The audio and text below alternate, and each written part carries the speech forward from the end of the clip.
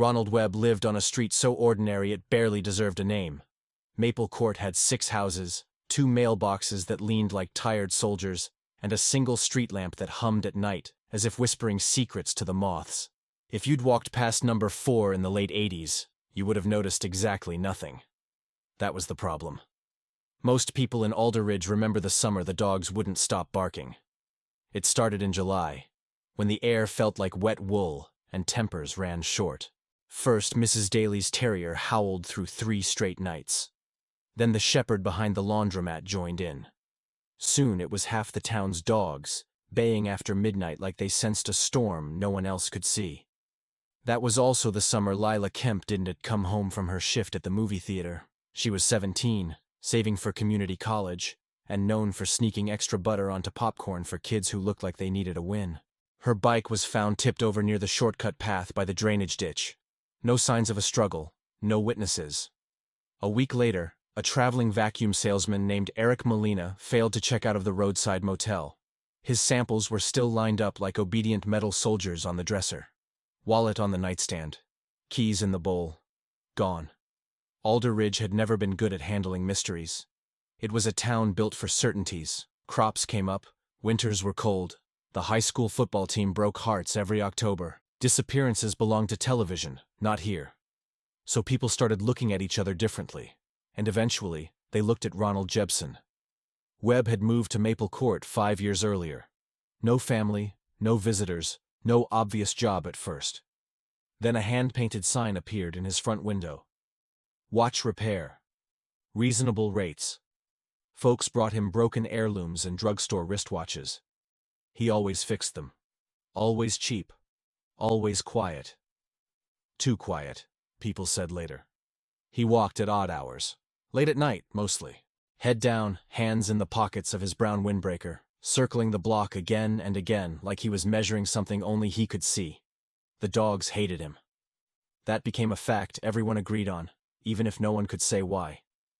When Lila and Eric vanished, whispers started drifting through the diner, the feed store, the pews at First Baptist. He's not from here.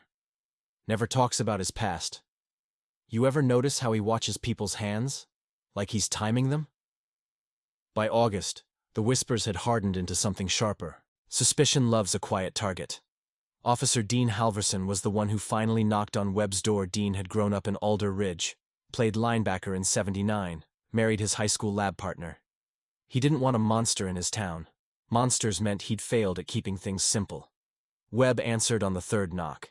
He looked exactly like always, thin, gray already in his hair, though he couldn't have been past 45, wire-framed glasses that magnified eyes too pale to read. Yes? His voice was soft, almost apologetic, almost. Mind if I ask you a few questions, Mr. Webb? Dean said. Webb stepped aside immediately. Of course. I was just making tea. The house smelled like metal and lemon cleaner. Every surface was neat. On the dining table sat a watch in pieces, tools laid out with surgical precision. Dean asked where Jebson had been on the nights Lila and Eric disappeared. Walking, Webb said. I have trouble sleeping. Anyone see you? A small shake of the head. I don't think so.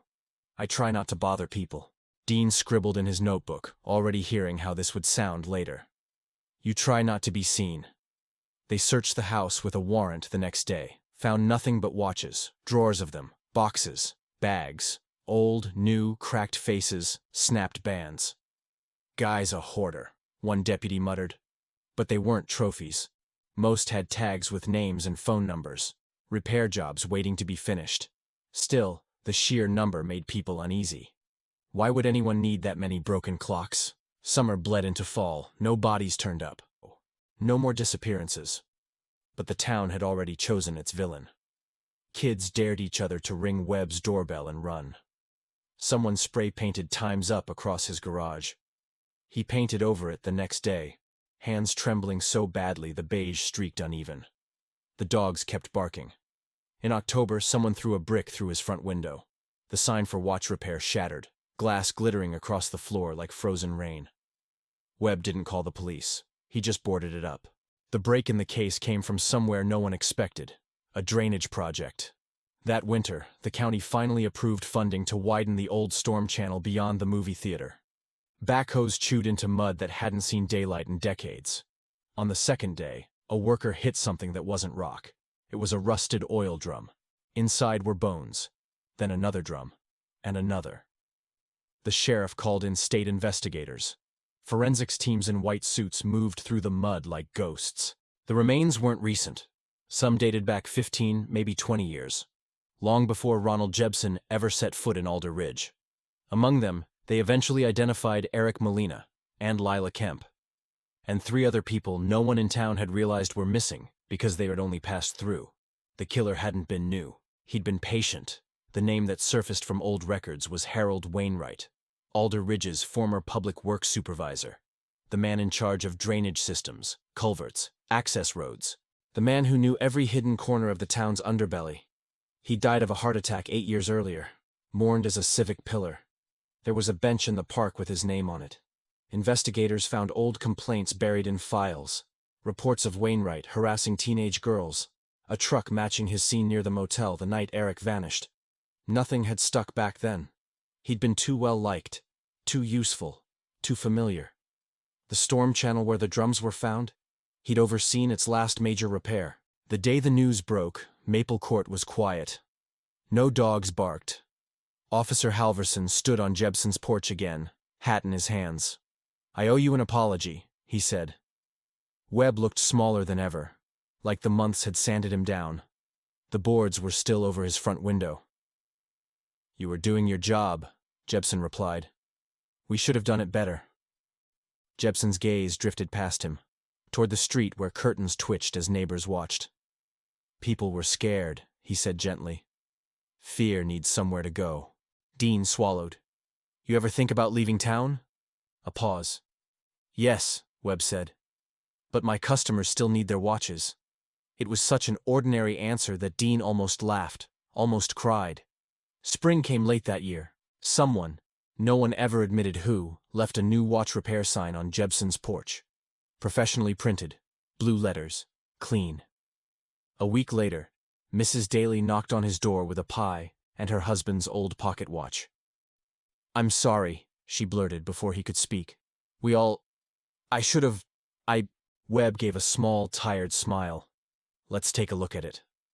Business picked up again, slowly. People came in ones and twos, then more. They lingered a little longer than before, talked a little more. The dogs stopped barking at night. Years later, when people in Alder Ridge talk about that summer, they still shiver, still lower their voices. But the story has changed. It's no longer about a strange, quiet man who might have been a monster. It's about how easy it is to build one when you're desperate for answers. Ronald Webb still walks at night sometimes, circling Maple Court under the humming street lamp, not measuring anything sinister, just counting steps, calming a mind that never quite learned to rest. In his workshop, dozens of watches tick in gentle, uneven chorus, some fast, some slow, each carrying a different history on its scratched face. Jebsen treats them all the same, carefully, patiently, as if time, handled gently enough, might someday forgive everyone for what they got wrong.